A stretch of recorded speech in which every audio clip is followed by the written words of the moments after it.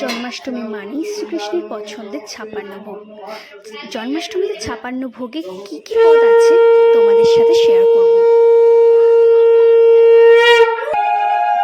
পুজোর জন্য কি কি আয়োজন করা হয়েছে সেটাই এবার তোমাদের দেখাবো। ভোর ৫টায় ঘুম থেকে উঠে স্নান করে সবজিগুলো আগে কেটে ফেললাম ভাজাভুজির জন্য। সব মিলিয়ে ১৩ রকমের ভাজা বানিয়ে ফেললাম, সাথে তরকারিও। এবার হচ্ছে পায়েস। পায়েস কিন্তু শ্রীকৃষ্ণের সব থেকে পছন্দের খাবার। এই বছর পায়েসটা মাই বানাচ্ছে, আরও কিছু তরকারি বানানো হয়ে গেছে। আর এই বছর পায়েস চাঁদির বাটিতে দেওয়া হবে। শুনেছি নাকি চাঁদির বাটিতে পায়েস দেওয়া খুব শুভ। রাধা মাধবের জন্য ৫৬ ভোগ রেডি। এই সমস্ত কিছু নিয়েই কিন্তু ৫৬ পদ।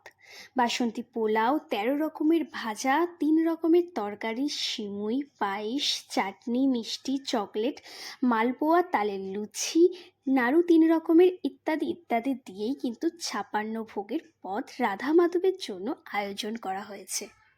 তবে এই আয়োজন একার পক্ষে সম্ভব নয়। পুজোর দিকের জোগাড়, ফল কাটা, নৈবেদ্য সাজানো, এই সবটা কিন্তু কাকিমা করেছে, আর সাথে বোনও। আর মাকে তো পুজোর দিক, রান্নার দিক সবটা সামলাতে হচ্ছে। বৌদি, দিদি, জামাইবাবু আর মা বাপি তো দুদিন আগে থেকে এই আয়োজন করা শুরু করে দিয়েছিল।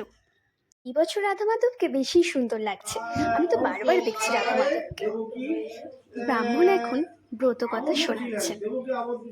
ঠিক সময় সেই স্থানে গোকুলে যশোদার বাবু পার্বতী জন্মগ্রহণ করলেন।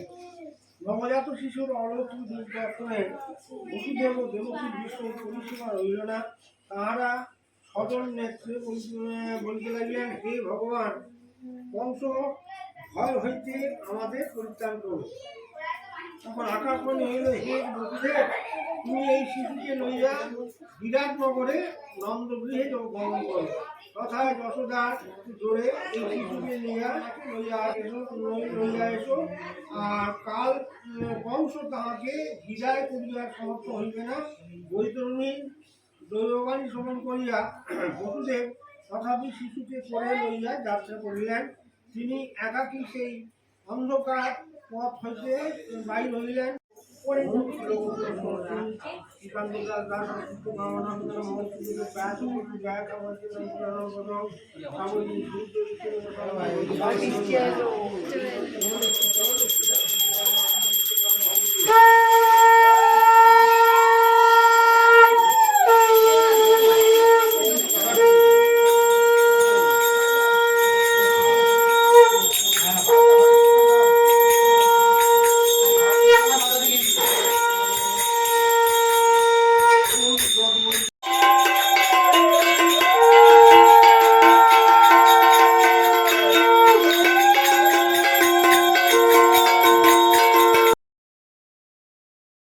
পুজোর শেষ, এবার প্রসাদ বিতরণ হবে।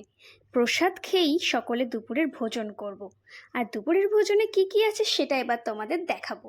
দেখতে পাচ্ছ লুচি বেলা হচ্ছে, সবার কিন্তু খুব খিদে পেয়েছে, সকাল থেকে না খেয়ে আছে। তাই এখানে বানানো হয়েছে আলুর দম, ছোলার ডাল, লুচি, চাটনি, পাঁপড়, মিষ্টি। আর এই সমস্ত রান্না কিন্তু আমাদের জামাইবাবু বানিয়েছেন।